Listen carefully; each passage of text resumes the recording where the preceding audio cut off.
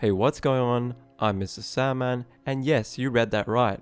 343 Industries and Creative Assembly have collectively responded to many of the community's outcry in a blog post a few days ago. So I thought I'd go through it and give my take on what they're doing. Surprisingly enough, a lot of what I mentioned in my Everything Wrong with Halo Wars 2 beta video was actually addressed, so I'm very happy about that. Of course, some things were absent, but I'll go over that at the end. So we can skip the first section as it's mainly just thanking the community for their involvement. The first thing they mention is about how they thought that everyone's biggest criticism was connection issues. While I don't agree it was the biggest, I do believe it was a significant issue. In the game, sometimes you couldn't build on your base, so you'd have to close the app, but I expected these things to be ironed out anyway, but it's definitely nice to hear it directly. These included unit tuning, game mode pacing, UI improvements, stability, and flow improvements. Let's go through these and what they could mean. The unit tuning I'm very happy about. This could come in the form of nerfing the effectiveness of infantry such as the jetpack brutes and perhaps increasing the health and power of the Scorpion. If this is the case, this is very pleasing news. Game mode pacing is a bit more difficult to decipher, but perhaps this is referring to making each game mode end in a certain time frame. This is mentioned briefly at the end as I quote, "We'll have modes that run from hours of play to modes you can play in as little as 5 minutes. Personally, I didn't find an issue with pacing in the beta in both Domination and Deathmatch, and I'm not sure how they could change the timing of a match, unless they added a timer, but that'd be lame. UI improvements is a very good thing to hear. Personally, I felt like the UI was a step backwards from the first game, and I am pleased that they are addressing this. I mentioned stability already.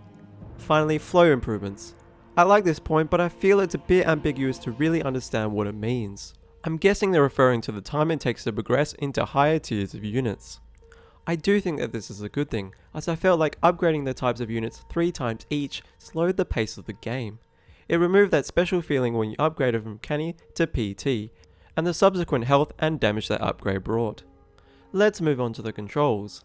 Basically, they agreed that the layout was not very good, and so hopefully it'll be returned to the way it was in the first game.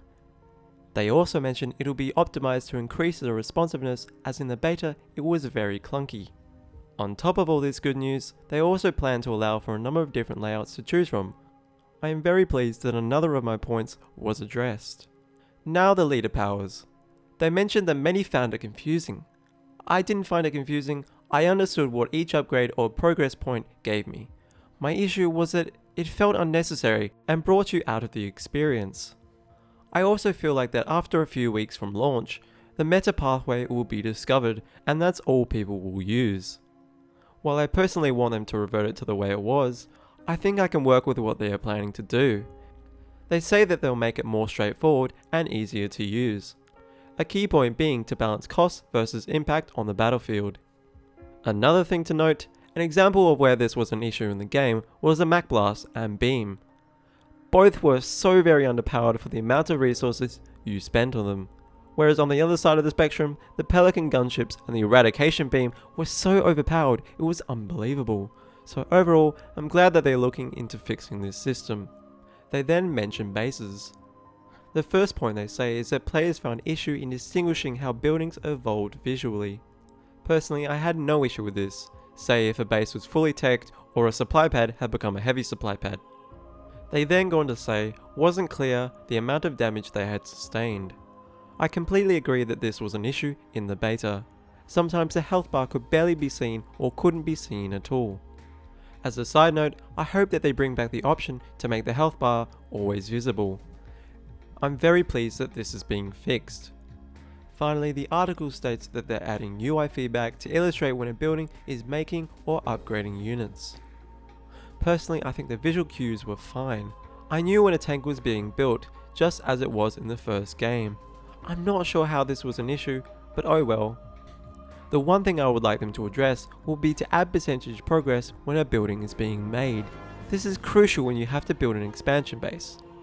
This next point is a little disappointing, but expected nonetheless. It's about power and supplies.